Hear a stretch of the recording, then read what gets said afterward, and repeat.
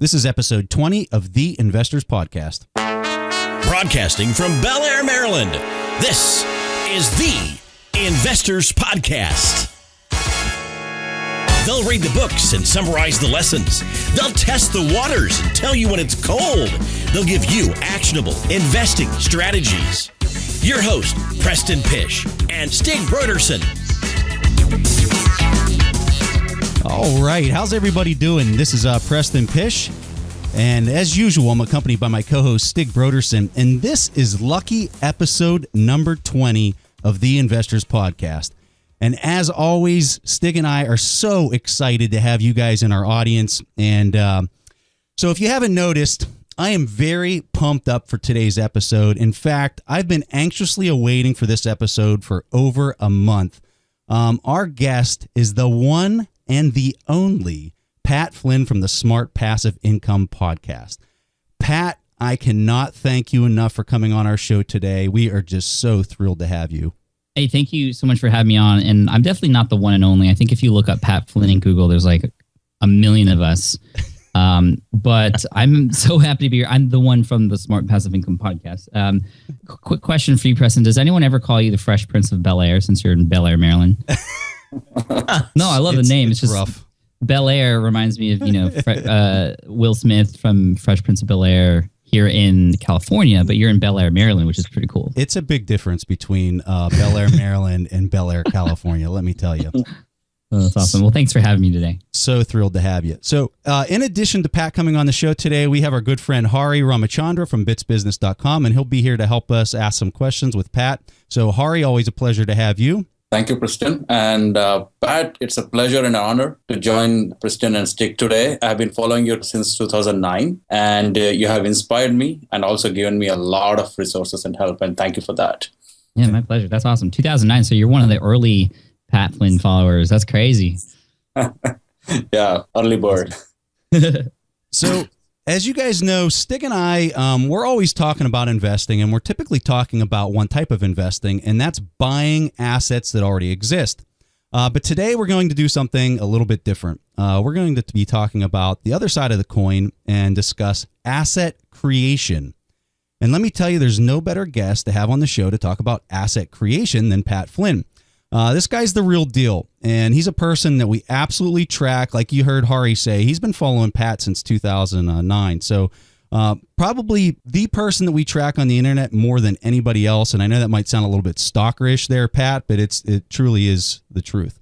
And so we're really pumped to have this interview. You're a pretty special guest for us. So we're going to start off the episode with a little bit of a story. And so the way that this starts is back in May of this past year. Stig and I were out at the Berkshire Hathaway shareholders meeting where Warren Buffett has a shareholders meeting. And whenever we were leaving, I was getting on a plane and flying through Dallas back here to Bel Air, and I ran into Hari. Never knew Hari before, and he was wearing a LinkedIn jacket. And so the two of us just started chatting. And so we were talking about accounting and like investing and like all this hardcore like balance sheet stuff. And while we were on the plane, so we got on the plane. So we were talking before we got on the plane. We get on the plane, and as luck would have it, who am I sitting next to but Hari? So we keep our conversation going, and Hari goes to me. I said, I'm going to send you this book that Stig and I just wrote. And Hari says, well, do you know this guy, Pat Flynn? And I said, I have no idea who that guy is. And no offense, Pat, I'm sorry. No, none taken. But I said, I have no idea who that is. And he says, you need to go to this guy's website and check this guy out. And I said, okay. So he shot me a link after I got back, and I go to this guy's website, this Pat Flynn, and I pull up his site, and I was literally floored. I was just like, what is this? And like right there on the front of his page, it says, I'm your crash test dummy for online business. And I'm like getting kind of curious. And I see that this guy has an income statement on his website right there for like the world to see. And I click on this income statement, and I'm going through it. And like, you got to realize that's Stig and I's forte is income statements, balance sheets, cash flow statements. Like we live in that stuff. And so I'm scrolling through this, and I'm looking, I'm like, this guy just made like, whatever it was, $25K on, this one item. So then I click on it, and I'm looking at, and I mean, I am just pouring through his page, and then I see that he has a podcast. I have never listened to a podcast before in my life. Never. So I click on the podcast and I subscribe, and I was like, I'm going to try this out. I've got an iPhone. Let's try this thing out. So I see that he has a interview with this Pat Flynn and Tim Ferriss, who I knew, or knew of. And so I listened to this podcast, and I'm driving in the first day, and I'm listening to this. I was like, this is freaking gold. Like, this is amazing. Like, why am I not doing a podcast? Like, this stuff's unbelievable. And so I'm just listening to the next one. I'm like hooked, like absolutely hooked. And so I had to tell you that story, Pat. I really did. I had to get that off my chest because, dude, we would not have this podcast if it wasn't for you. I'm serious. Like, I didn't even know what one was. And so I didn't realize that you guys have the show because of me. That's pretty freaking cool. That's awesome. Thank you for sharing that with me. Dude, it was literally a week later. I was on Lance Ravenscraft's website 1 week after I listened to the first podcast. I literally bought every single thing that he recommended. Like right then and there, I was like, this is what I'm going to do. Like, it was like all these alarm bells went off. Like, this guy is showing you the path of what you need to do. And we just went out and I mean, we went after it. I mean, this shareholders meeting was in May, and we bought all this stuff, and I saw your site. I probably didn't do anything more for like another 3 months. And then I went back to it, and then I listened to the podcast, and then we've stood all this up within that short amount of time. So that shows you what this guy is putting out there. And you know how much we've paid Pat for all this information and stuff that he's given us? We've paid him nothing. He has literally put all this out on the internet for free. Okay, so you guys are paying me back right now, though, with everything you just said. Like, this is a form of payment, and I'm half joking there. I mean, really, when you provide value, just like you guys are doing right now to all the listeners out there, if they can use that information and it helps them, they're going to try and find ways to pay you back too. I mean, that's just the law of reciprocity. That is for real, and that's kind of how I've been able to build my businesses over time, is just by giving away as much free information as I can, and it always comes back to me in one way, shape, or form, just like this. And we're living, and I think that your thought patterns are now they're coming into our stream, and we're experiencing the exact same thing. If there was like a theme for like 2014 and the start of 15, it is reciprocity. That's the thing that we're learning more than anything else. So that was a long intro. I did not intend on that taking that long. Okay, I really didn't. But I had to say that because you have no idea what you have done for our podcast, for our websites, for everything. It's just totally amazing. So with all that said, I'm going to fire away the first question. Boom. So Pat, you're becoming a household name. I really want you to tell our audience your story because they might not know it. Tell them your humble beginning of getting laid off as an architect, and then walking them through the general steps you took to do what you love, to stay true to who you are, and eventually crush it by pulling in $116K in a single month back in 2013. Yeah, I mean, man, it all kind of started when I got pulled into my boss's office at an architecture firm I was working at. And I was just climbing the corporate ladder at that point. I was the youngest person, just previously promoted to job captain, and was doing just everything I could to just improve and climb that ladder. I was doing a lot of things that weren't asked of me in my job description, and everything was going great. I foresaw myself being in this industry for 40 years, having my own architecture firm down the road, being this world famous architect. And then all of a sudden, my boss calls me in. He sits me down. He says, "Pat, you're one of the youngest, brightest guys we know. Unfortunately, we have to let you go." And I was like, "What? Like, how does that, what you just said, connect with what you just said there?" And I was just floored. Like, I don't know if you've ever gotten the wind knocked out of you, but it was like that times 100. Because I had just done everything right up to that point, and it was just so frustrating. And I couldn't even think at that point. I had just proposed to my girlfriend, and she said yes. So I had that on in my head too, and just I thought I failed. I was like, what did I do wrong? I must be a complete failure. And obviously, it wasn't me. It was the economy back in 2008. And I just got kicked. It was this toilet drain, and I got pulled down under with it. And my initial reaction was, okay, I'm going to call every architecture firm that I know, every contractor that I've ever worked with, and just beg and plead for a job, because this is what I went to school for. This is what I've been doing for the last 3 years. I don't have anything else right now. And at the time, it wasn't I didn't feel lucky, but now looking back, I'm like, luckily there was nothing open. Everybody else was firing everybody else or letting people go. And after a couple months of a buffer period, I had a buffer period actually because I was job captain. I was in charge of certain projects. They couldn't just let me go that day. I had 2 or 3 months to kind of work with those clients that I had and kind of have myself get away from those in a slower period of time than just that day. So I had some time, but I had a termination date about 3 months later after that business meeting. And every day I was taking the train because I moved back with my parents. My wife moved back with her parents too because we were saving money for the wedding. And on that train ride, I switched from listening to music because I just got bored of my playlist to this thing called podcasts. And I had never listened to podcasts before. And I discovered one called Internet Business Mastery with these guys named Jason and Jeremy. And they were awesome. And on one of their shows, they featured a guy who was making 6 figures a year, helping people pass an exam, which is called the project management exam or the PM exam. And that's when a light bulb went off for me because I had taken an exam as an architect that was really hard. There wasn't much information for it. And I had actually created a website to help myself pass that exam. Myself and a couple of my coworkers never, ever intended it on being something that anyone else in the world can find. I didn't know how Google worked or keywords and all that stuff. I didn't know how that worked. I just built that site for me and a couple of coworkers.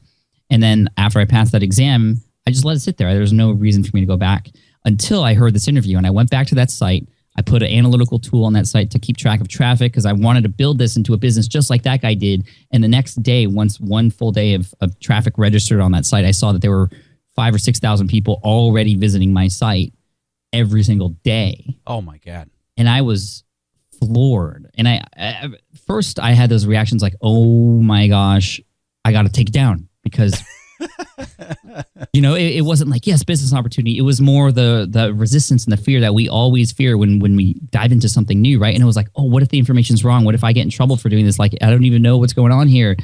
But then I started to get involved with internet business a little bit more. I reached out to those guys in Internet Business Mastery. I joined their program. I talked to a lot of people there and found out that I had a great opportunity on my hands and that I really had to begin to figure out how to potentially monetize this thing. And so to make a longer story short, I published a book, a study guide in October of 2008 that took about 2.5 months to launch. And it mostly took that long because I was just afraid. I was just scared of what people would think of it. But I eventually launched it because I had nothing to lose, really.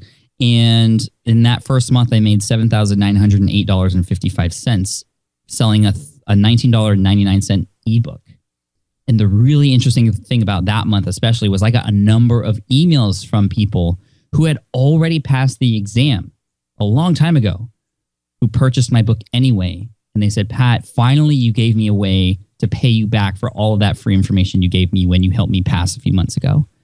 And I was just like, wow. This is awesome, because my whole perception of internet business before this was like scam, red alert, this whole, you know what I'm talking about. This internet scammers, like, here I was in internet business and doing it in such a way that I was providing value. I was getting paid for it and getting these incredible notes of thank you. And it kind of took off from there, and the business kept growing. I started to add more products like an audio guide and practice exams, and it just exploded. And I was able to make within a year over $200,000 from that business. Now, I tell that story and it sounds like it all happened overnight, but I just want to make sure everybody knows that that site was up for a year and a half. It had time for Google to find it. I had for a long time pumped content into it every single day. Again, like I said, for myself and for my audience, or for my coworkers. So I just want to let everybody know that this, like any business, takes a long time. And you hear these stories about overnight successes, and they're a rare case. They can happen. But what I teach on my site, smartpassiveincome.com, which I created because people were like, oh my gosh, how are you doing this? You need to share this, that it could actually be done in a legitimate way. That's the kind of business I teach. The better you serve your audience, the more rewards you'll get back, just like I talked about. And so on Smart Passive Income, now what I do is like I said, on the Crash Test Dummy, I build new businesses and I just test out things and see what happens. And whether it goes well, which sometimes it does, and maybe sometimes it doesn't. Actually, most of the time it doesn't. It's always a lesson for everybody watching, so they can learn from my mistakes, my wins, and my failures and successes. And that's kind of what has launched me into this sort of leadership role in the area of online business and entrepreneurship, but also, and what I like better is the authenticity and the transparency behind it. And I see a lot of people sort of taking on that same strategy, just, don't try to put up a front. Just be real. And we're in an age now where people want to do business with other people. And the more you can be a human being on the other end of that website, the more chances you have to make a difference and to actually make a real connection, a human to connection over two computer screens in that way by just sharing everything. And that's kind of the approach I take. And so, sorry that was such a long story. I get so pumped when I talk about this stuff because it makes me relive this amazing journey I've had, and hopefully it inspires some of the listeners out there. You know, and before Stig jumps on his question, I just want to highlight, I tell people this all the time. Some of my biggest setbacks, the things that, like, when you're in the moment and you're experiencing it, like you said, it was just like gut wrenching. You just like want to throw up. When you're going through that, you're like, why me? Why is this happening to me? This is just so horrible. Why should anybody else experience this? But what's amazing is when you fast forward in time and you're able to look back at that experience, I can honestly say every time I didn't get what I wanted and I had like that major setback, it has truly been the biggest blessing and the biggest gift in hindsight, because it led me down and it led me in the direction that where I'm at right now. And I know you would feel the exact same way. I mean, you just described that, Pat, and I see Hari, you wanted to chime in. You obviously had the exact same stuff happen to you as well. It's just, you know, it's when you experience that and you have that horrible experience, you have to keep that in mind. Like, hey, this is happening for a reason. I'm experiencing this setback because there is something really big that's about to come, and I just need to keep a positive attitude and continue to work hard and stay passionate and stay real, like Pat said. I just wanted to add, Pat, that, you know, whenever I have met any friend who I know well or who I wish well, I've always shared your website, even though if they're not in the online business or not interested in entrepreneurship. The reason is your inspiring story. What I have found is, for me at least, personally, when I read about your story a long time back, as I said, one thing that helped me was that it took the fear away after listening to your story. And it made me better at my work because now I was not working with the fear in my mind, but I was giving it my full, and I knew what could be the worst that can happen. You'll get fired. And thank you for that. And the second thing that I want to add is, you call yourself crash test dummy. I wouldn't call you a dummy though. That's for sure. I mean, you're too modest for what you have accomplished. But the vice chairman of Berkshire Hathaway, Charlie Munger, famously has quoted or said that the best way to learn is from others' mistake. Yeah. And you are putting out yourself there day in and day out and making those mistakes for us. And thank you for that. Yeah, you're welcome. And even when I go back to that initial site that I created for those people passing this architecture exam, the exam is called the LEED exam, by the way, LEED. It's interesting because I, on that site, shared myself and the fact that I didn't get 100% on the exam, that I was teaching people how to pass. And a lot of people are like, "Oh, you shouldn't put your score there because that's, you know, you're showing that you don't know everything. Why are people going to buy stuff from you if you show that you make mistakes?" But fast forward a little bit after that conversation, the United States Green Building Council, who administers that exam, they came out with their own study guide to compete with mine. And I think it was a direct result of seeing how successful mine was. And I thought I was done. I thought, oh, why would people buy from Pat, who got 183 out of 200, when you could buy a set of study guide things from the actual company that puts on this exam, who writes the questions? My sales went up a lot when that happened. And it was because people connected with me. And the fact that I was a real person on the other end with a face, with a name, somebody who was actually in the same seat as they are in now, back in the day when I took the exam. And so, yeah, just being real. I mean, that's really what it's all about.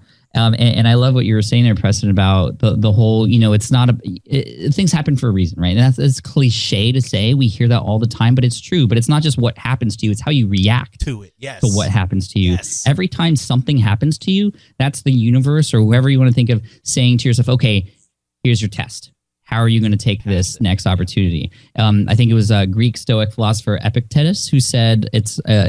I pulled up the quote here because I knew I was going to butcher it. He said, "It's not what happens to you, but how you react to it that matters." And it's so true. And looking back at that layoff, maybe I didn't react to it in the best way right away. But I mean, it's okay to feel terrible about situations when those things happen. but then you eventually have to just wipe off that dust and move forward.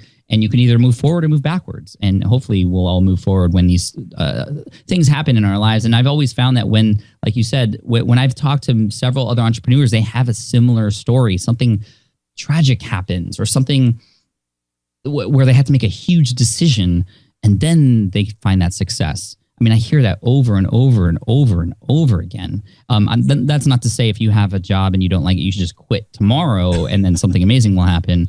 But I mean, there's something to be said for that. I think because I got laid off and didn't have a plan B, I made decisions that I wouldn't have normally made if I still had my secure job. I took risks that I wasn't normally used to taking.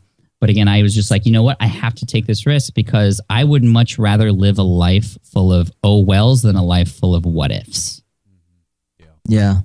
So, Pat, great points. My question is that, there are many people out there that have ideas and would love to create their own assets, but I think that they're scared and perhaps they don't know how to start. Where do you think that people should start? Perhaps just general advice. I mean, the first thing I would do is just take everything in your brain that you're thinking of about this particular idea and put it on paper. Like start to take, because our brains are a mess, right? We go from one thing to another. The moment you start to organize it and put it on paper, I would even put it on Post-it notes. Just take this idea that you have, put it in the center of your table, and then start to make Post-it notes right around it, just a cloud. It doesn't have to be organized or anything. And what's really cool is no matter what that is, whether it's a book or product or business idea or a website, you're going to start to see patterns and groupings, and those become chapters, those become categories on your website, those become different products for that business. It's really cool when you start to mind map. That's a sort of strategic term for what we're talking about here. There's even mind mapping software that will help you do this as well. One of my favorites is called MindMeister. That's one of my favorites because you can actually share that and collaborate with other people on your team, which is pretty cool. Or there's another one called Free Mind, which is a free one that you can use to do that as well. But I just love using old school pen and paper and notepads and things like that. Another thing I would do when you have this idea is talk about it with people. Now, this might sound counterintuitive because you might think, oh, well, this is my idea. I don't want anybody to steal it, right? And I get that. But nobody's going to be as driven as you about this idea. Nobody's going to steal your idea. And if they do, you can do it better than them. You have to realize that whatever this idea might be, but the purpose of talking about it with other people is because you will begin to have a conversation about it. It flushes out these little hidden gaps in your idea. You might even find out through conversation that this is a terrible idea. And instead of working on it for 2 years, spending a lot of money and putting it out there and then having people tell you it's terrible, why don't you talk about it now so people could tell you it's terrible, or they tell you it's awesome and that you have to do it, in which case you would be even more motivated to do it. And what's really cool is if you can begin to talk about this, not just with your friends and family, but with people who are in that target market as well, they will, as your potential customer, help shape what that thing is. Again, we're talking about something hypothetical, whether it's a physical product, an informational product, or a service, whatever. But when you talk about it with your target customer, with their pains and their wants and their needs in mind, really, you need to build a solution to a person's pain. And that's really what it comes down to. When you could do it with them, I mean, you just are creating the product that they need. Instead, you're not guessing anymore. You're going based off of what they say, and that's how you could validate it as well. You might also find that there are companies out there, websites, products similar to what you're thinking about. Should that stop you? Absolutely not. That validates the fact that you are on the right track. And you might think, oh, well, I'm late to the game. I'm at a disadvantage. No, you're actually at an advantage because you're coming in late in the game, meaning you can see it from a bird's eye perspective and see how that audience is being served and where they're not being served. And you can come in as the better solution. And you don't have to reinvent the wheel here. You don't have to create try to reinvent walking like the Segway tried to do. And what do Segways do now? They just roll down the boardwalk with their little tour guides, right? Like you don't have to reinvent something. You can just take something that's there, an idea, and make it yours, put your own voice behind it, and make it better and serve that audience better than they are being served right now. So those are a few tips for you in terms of validating your product. And then from there, it's just a matter of finding the right platform or the right people to work with to help you put that together. And at the same time, it's really important and I didn't know if we were going to cover this later, but it's also really important to connect with other entrepreneurs as well. If this is a path you want to go down, whatever it is that you're interested in, you should always connect with other people who are interested in the same thing as well. It's human nature to be a part of a group. And I can't tell you how important being a part of other entrepreneur groups has been for the success that I've had, because I've gotten so much great advice. I've been held accountable by those people. I am in 3 different what they call mastermind groups. Napoleon Hill talks about it in his book, Think and Grow Rich. There's the power of being in a little group, maybe 5 to 6 people. Some are bigger, some are smaller, but you hold each other accountable. You talk about each other's goals. You share the same values and you work toward the same thing. You don't have to be in the same niche or market, but as long as you're all there and focused on helping each other. And it's the power of basically the way these meetings, these mastermind meetings work is one person is in the hot seat. That person shares something they need help with or a problem that they're having, and everybody else collectively helps that person out and just has a discussion about it. Like, this is such powerful stuff. That has to be in there as well. And I would get involved with that sooner than later. Hari, you're up. Okay. A lot of things you just mentioned is on your website, and as well as your book as well, Let Go, which I thoroughly enjoyed reading. Thank you. However, my next question is about branding.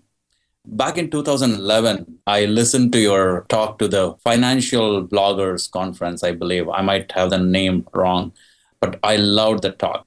One of the things that caught my attention was the concept of branding. At the time, I was working at LinkedIn, which is all about building brands or all about helping professionals build their own brands. And when I listened to your talk at that time, I was happily employed at LinkedIn. I had no issues.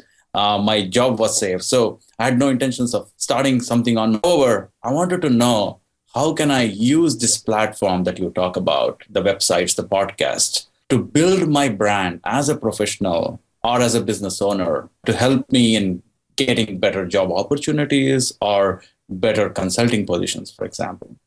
Right. Well, I mean, the platform itself, the blog or the podcast or the video channel or whatever it might be, that becomes your platform, essentially. That becomes your area where you can share messages and help other people who discover it tell what you're all about and what you have to offer them and how you can help them. What's really cool about the branding thing is a lot of people think about branding and they're like, oh, okay, what's the colors? What's the logo? What's it going to look like? But I really want you to think even beyond that, or actually even before that. What makes you unique? Your company or you, if you're branding yourself as a personal brand, or your company or your product, like, you have to understand what they call, what is your unfair advantage? That thing that you can bring that nobody else can bring. And once you discover what that is, and you might not know what it is at first, maybe it's going to take some time to find out what it is, or some conversation between you and your target customer or your target market. But once you find out what that is, you got to milk it, because that's what's going to help you stand out. And that's truly the big lesson there. That's something I picked up, because I remember in 2010 with Smart Passive Income, my website was doing okay. I just started my YouTube channel, and I didn't have nearly as many people visiting the site. I only had hundreds a day. Now I have 20, 40, 60,000 people coming to the site a day. So I was in the very early days, and I remember going to one of my mentors, and I told him, dude, like, I have all these business ideas I want to do now. Can I pitch them to you and just show you what I'm thinking of? And I showed him these 5 different business ideas, again, completely brand new. And he's like, these are great, but they don't have any of you in it. And I'm like, what do you mean there's no me in it? He's like, there's no Pat Flynn. People connect with you. That's what makes you special. You just have this unique ability to make real connections with people in this digital world. Somehow you're able to do that. And I never heard anyone tell me that before. But when he said that, that's when Smart Passive Income became Smart Passive Income with Pat Flynn. And that's when Pat Flynn's personality started to get injected into everything, because that's what made me unique. And I knew I had the unique advantage of being able to really make a true connection with people, although we all have that advantage as well, because nobody is like any of us.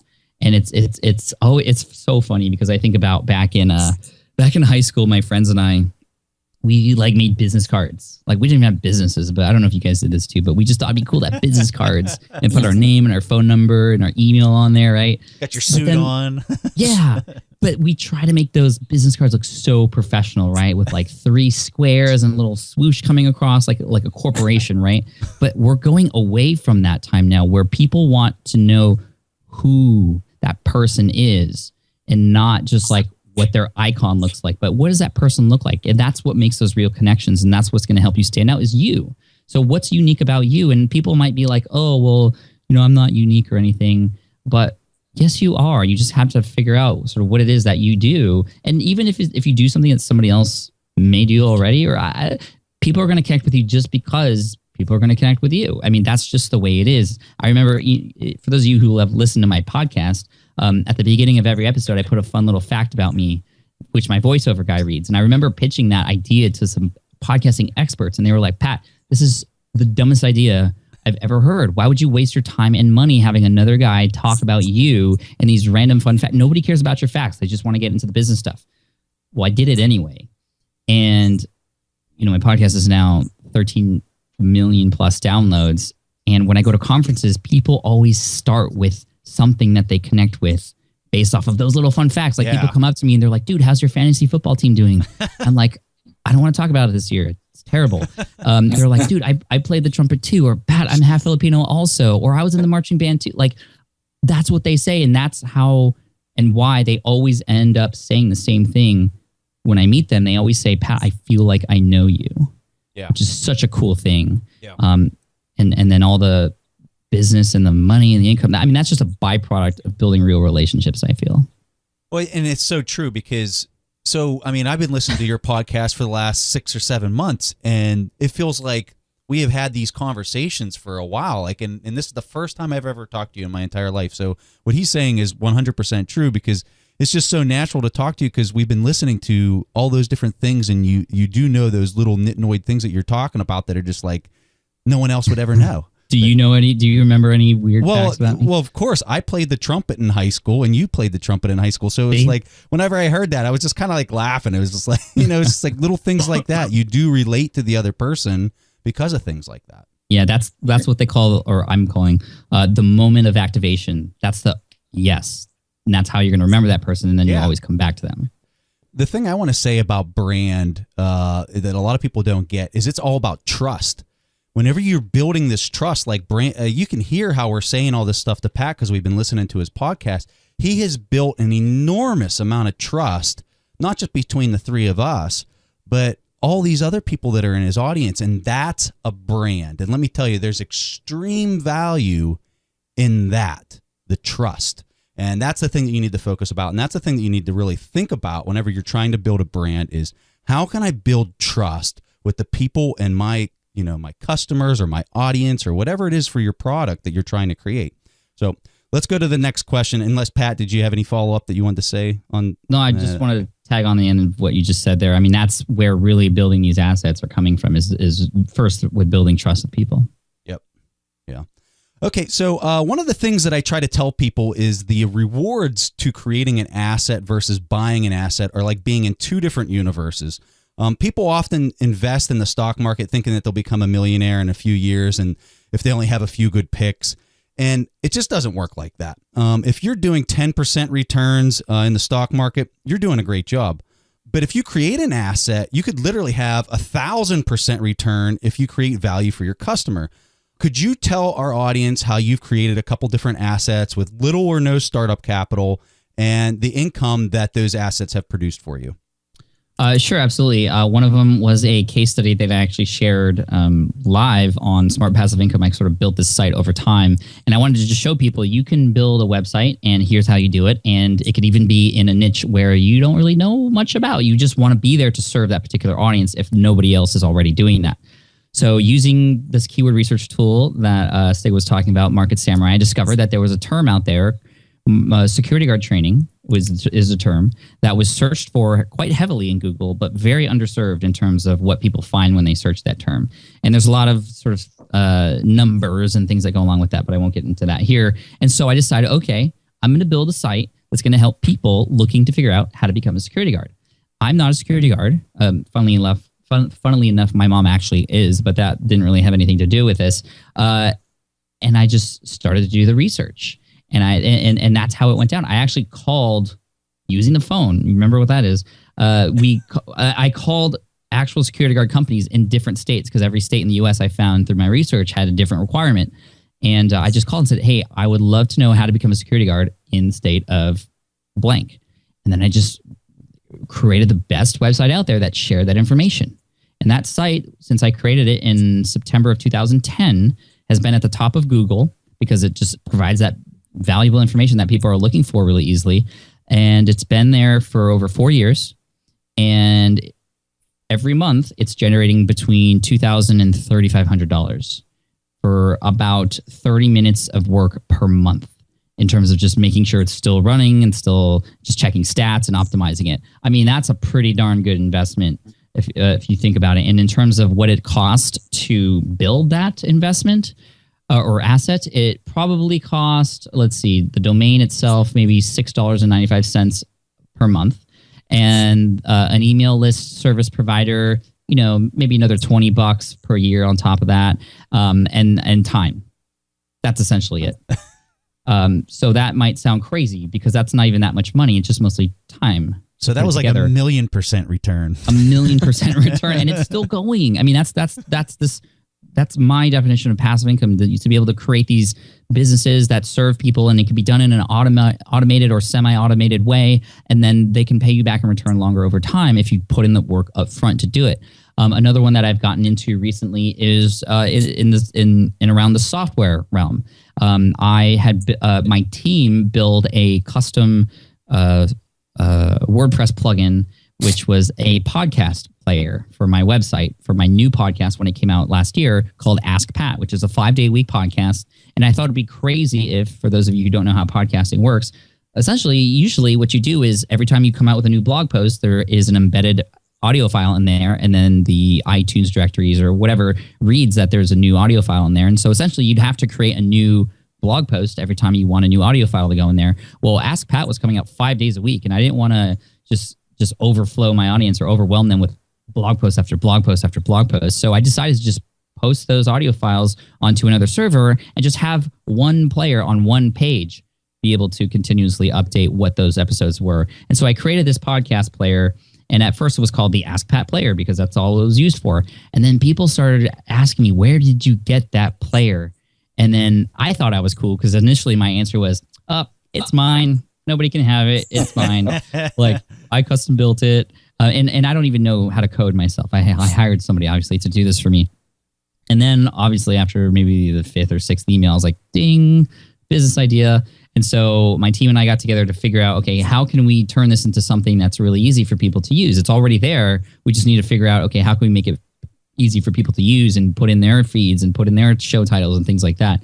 And then that was launched mid last year in beta, meaning we only sold it to a limited amount of people in a closed group with not all the bells and whistles in there. There's a really cool book called The Lean Startup, which talks about this whole thing of a minimum viable product when you sell it, meaning you just want to build the solution. You don't need to put all the bells and whistles in there. And if you do it in a closed beta group, you can work with those first initial customers and have them tell you what else you can do beyond that they actually need instead of what you think they need. And so I've been working with those beta customers. There was about 400 or 500 of them actually. So initially already, I was making money, between $50 and $80 per license that we were selling, over 400 customers now. And then it was closed because we were working closely with them. We added new features. We tested. Software is a whole different beast. This is sort of my first foray into it.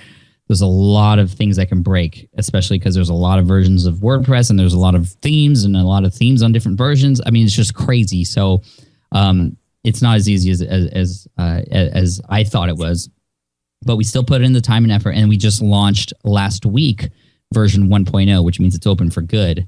And we've been making sales every single day, $97 for an annual license. And every customer, they're paying $97 a year. And we already have, a couple hundred customers at this point, and that's recurring income. And now all I have to do, because that system is set up, the purchasing process and the delivery of that code is set up, I just have to focus on marketing and making it better. And it's gonna that itself is a business out of the very, the whole slate that I have. So those are a couple examples for you. That's phenomenal. So that just shows you guys there's enormous opportunity, reward when you create your own asset versus buying somebody else's asset that they created. And the big myth here is it doesn't take a lot of capital to start it up. Everyone thinks that they have to have $100,000 to create an asset that's bringing in $3,000 a month. He did it with like under $50. Yeah, I mean, the software did obviously cost a little bit more because I had a developer team and stuff. But I mean, really, in that case, maybe I invested $15K to get all that set up. And then, we were in, positive numbers halfway through the beta period. And now everybody who comes on and signs on is pure profit. Yeah. Minus like the recurring sort of $6 for the domain. Yeah, absolutely. Okay. Hey, Stig, go ahead. So, Pat, I think that everybody who has been following you know that you have a lot of different projects going on. And I'm just thinking, where do you get the inspiration for which assets you create? I mean, a lot of the inspiration comes from my audience and what they need, just like that player that I was talking about. I mean, that was a direct result of people asking, hey, I need something like that. And when you build an audience, even if you don't have a product yet, you maybe have a message or something that you're good at that you just are showing people how to do. If you just listen carefully, you're going to hear your audience tell you what they need. And that's where a lot of the inspiration should come from, your target audience. Now, it obviously comes from a lot of other places too. I mean, for the day in and day out, my number one inspiration is my two kids. I have a daughter who's 2 years old. My son is 5. And they, especially my son, I mean, he knows what I do now. And he watches me on the computer. Sometimes he listens to me on the office when I'm podcasting every once in a while. And he asks all these questions. And I want to be there as an example for him to show him that you could create whatever you want. You could do whatever you want. And I know, again, that's one of those cliche things, but I want him to know that cool things happen when you put in the work, and you serve people. Earlier this year, we did a campaign on SPI, my blog, to build a couple schools in Ghana, which was really cool. And I told everybody, hey, if we can raise $25,000, I will match 100% of that $25,000 and we'll build 2 schools because it costs $25,000 per school through this program called Pencils of Promise at pencilsofpromise.org. I interviewed the founder of that company, and that is what inspired me last year to go and see what else I could do beyond myself, my family, my community. I wanted to do something worldly here. And we were able to raise together over $54,000. And I'm actually headed to Ghana in June to visit the schools that are being built and meet the children there. I mean, it's so cool. My son, unfortunately, won't be able to go, but he's going to see the pictures. And he even knew what was he knew what was happening. Like every day during that campaign, he would be like, how much are we making today for the kids? How much are we making today for the kids? And I'd show him like, look at Becky donated $100. And then he'd ask questions like, why are they donating money? Like, why, like I pick up the poop in the backyard for $1. Like this is a lot of poop picking up. And I'm like, you know what? People are willing to pay it forward when they see that other people are in need and they know it's going to come back to them in one way, shape, or form down the road. I'm trying to teach that as much as I can to my kids, and that's where I get most of my inspiration from. Is actually thinking about them when they're 40 years old, having a conversation at a cafe. They're married and they have kids too, and just getting together one Thanksgiving, and be like, talking about mom and dad. Like what's that conversation going to be like? I want it to be positive. I don't want it to be like, oh man, they were so mean or they never amounted to anything. I wanted it to be, we were lucky kids. Yeah. That's awesome. And Pat, I think the thing that a lot of people don't think about as well is you're talking about how it'll come back to you. But the thing that I think a lot of people don't understand is the compounding impact that happens whenever your son interacts with another person and he has a positive impact on them. And then that person then goes on and has and it spreads like wildfire. And it's compounding and it's exponential. And that's the thing that that's where I get in my thoughts is it's not like it's just coming back to me. It is going to another person, and then it's just spreading. And it makes you just realize I'm truly just creating this world around me all the time. And I'm thinking, if I keep doing that and I keep acting in that manner for another 20 or 30 years, what's the world going to look like?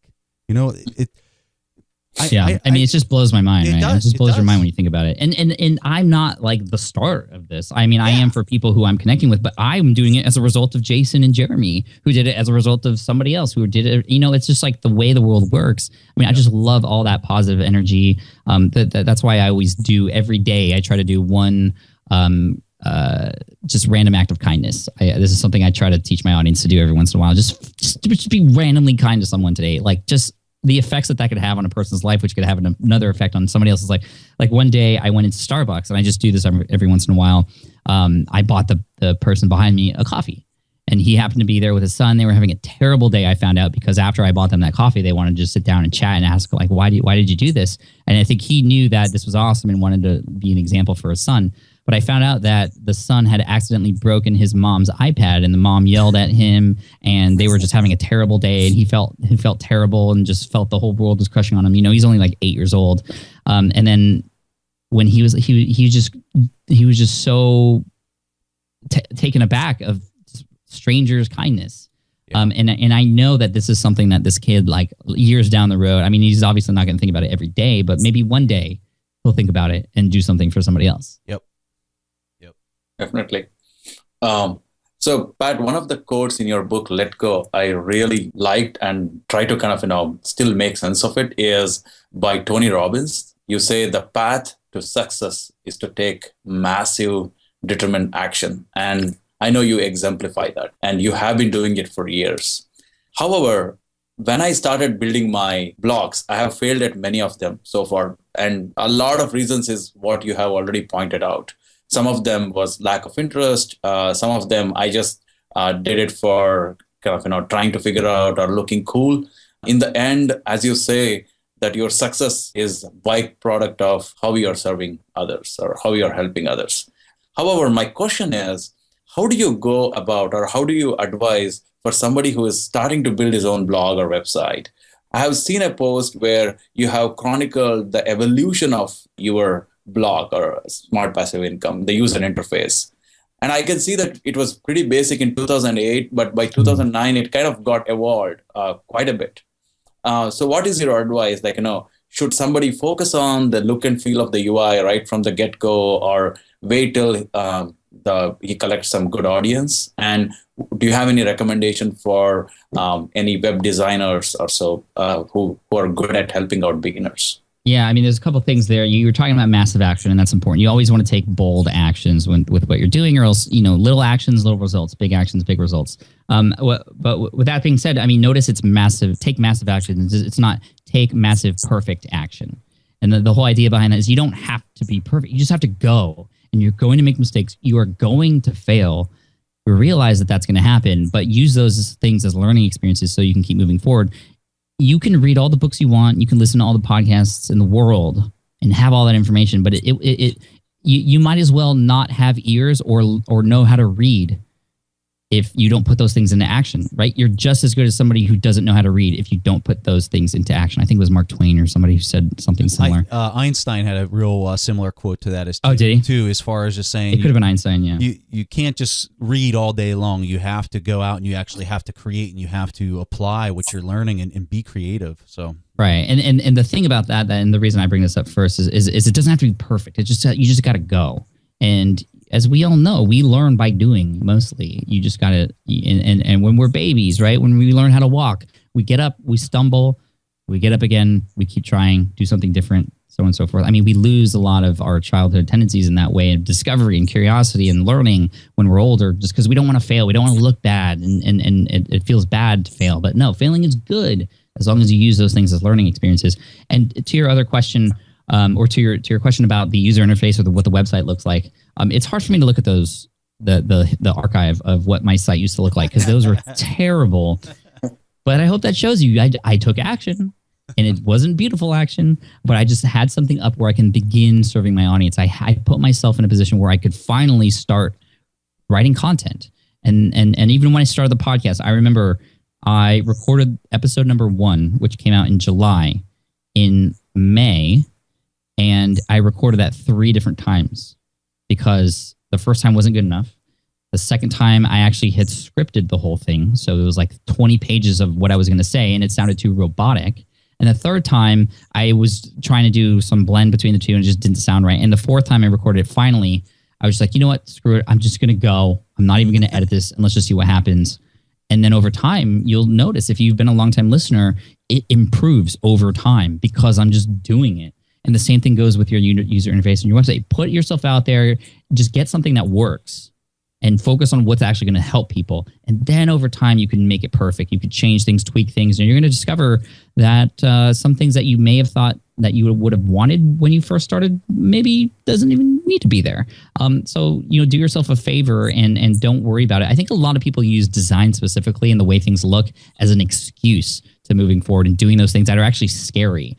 Blog design, yes, there might be a theme out there that's perfect. There might be a way to just tweak a little bit of code so it looks better. But that's just a hidden form of procrastination, I feel. You got to just take action and actually get something out there that can actually help people.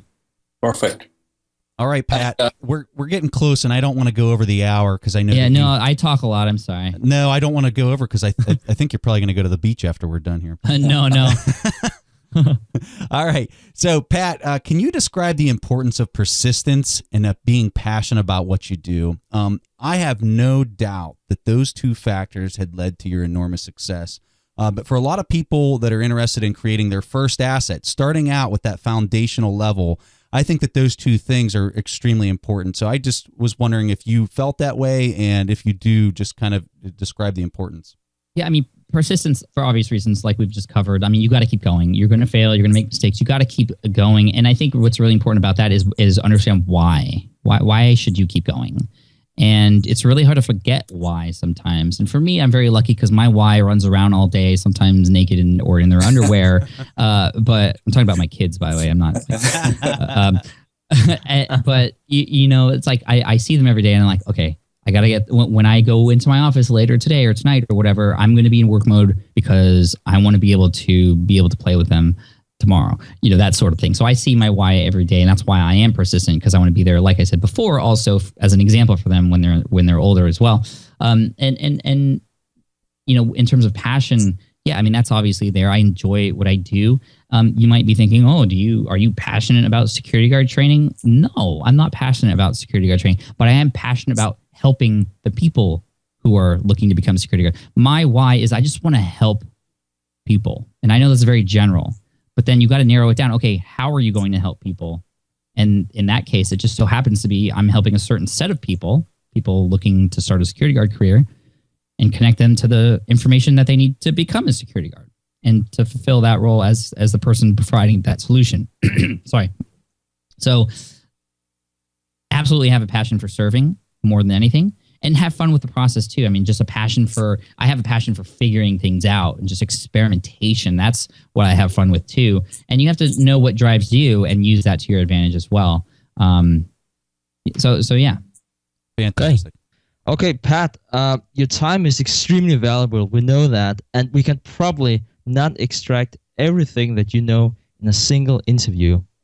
But if you had to pick the top 3 books, just 3 books you would like to recommend to our audience for creating the very first assets, what should they be? There's a billion books that are great out there, obviously. But I'll just name a few, and I also have a book club on patflynn.com where I recommend a cool book. Sometimes nonfiction, or sometimes fiction, but mostly nonfiction, mostly business related, but not always. But 3 books I would recommend. The first one is one that was I first picked up that was really inspirational, that showed me sort of the idea of creating this asset that could potentially be walked away from for a little bit. With anything I'm talking about, these websites and stuff, it's not a set it and forget it type of thing. It's a set it and forget it for a little while, potentially, and take breaks from it every once in a while. And that's the cool thing. Like, your website's up 24/7, 365. You can take breaks from it every once in a while. It's flexible. That's the cool part about it. But it's not once you have it up there, it's that way forever.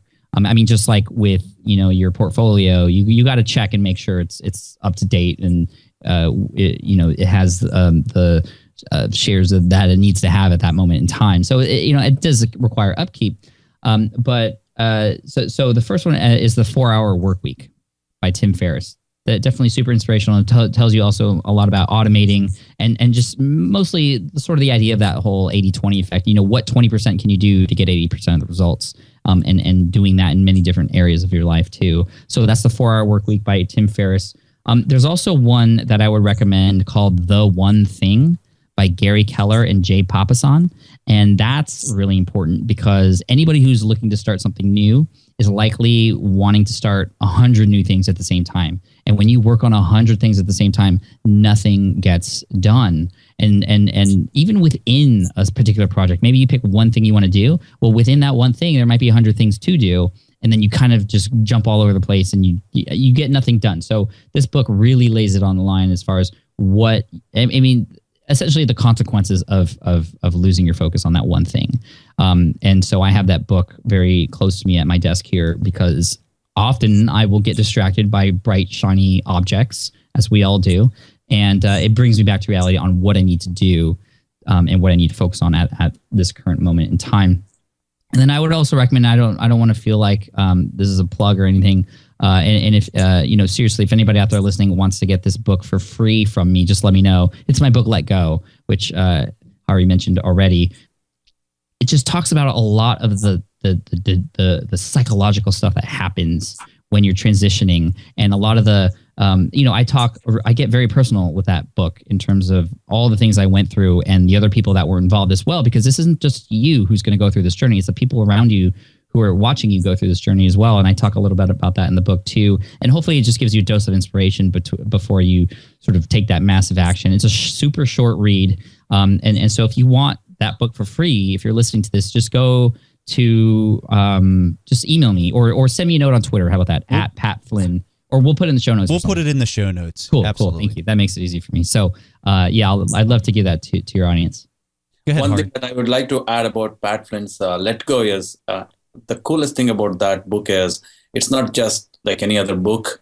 It has multimedia along with it. It's kind of a new type of book. Maybe Pat will be able to explain it better. I bought it on Kindle, unfortunately, and then I had to go to his website to get all the videos and stuff. But Pat, you have a different format of the book as well, right? Yeah, it's really cool because I launched it on a platform called Snippet app, which if you have an iOS device like an iPad or an iPhone, you can download the book off of the Snippet app, which is a really cool multimedia experience reading platform where you're not just reading the text, but there's very, very high quality images. There's also video, and then in the Snippet app itself, it actually incorporates social media too. So you can see people having conversations about certain parts of the book as well using hashtags, which is pretty cool. And you could just pick it up on Amazon though, or go to the show notes on the site. And if you wanted to leave a review afterwards, that's cool. You don't need to buy it on Amazon to leave a review, but that is always helpful. It comes with a lot of cool videos, including interviews with me in specific locations. Like I went and took my videographer with me at specific locations where certain decisions had to happen or things were made. And also an interview with my wife in there, and also one with my dad, who initially when I got laid off was like, you got to go back to school and get your master's degree, which he's always right too. And he was right. I could have done that, and I could have gone out of that with more knowledge and maybe a better job after the job market came back. But I knew that because of the path I had taken, I had already done everything right up to that point, and getting kicked out just was such a big blow to me. I needed to take control for myself. And so you'll hear in that interview with my dad a little bit of interesting back and forth about that. And especially your interview with your wife got me in trouble because I showed it to my wife, and there you're appreciating your wife's work, like, with your kids, how much effort she puts in. And my wife was like, you never say this to me. Oh, man. See that, Pat? You're getting us all in trouble, man. Yeah, I that's not what I mean to do. But if you want to make your wife really happy really quickly, just say, I appreciate you out of nowhere. But she has the hardest job in the world. She takes care of the kids. Oh, that's true. And at-home mom, and she does that so I can do these things. And I love her for that. And so anyway, yeah, you'll see all that in the book. And why it's called Let Go. It's not just because I got let go from my job, but there's a lot of other things in there too. If that doesn't tell the audience what kind of person we're dealing with here, I don't know what else will, because I totally agree with you, Pat.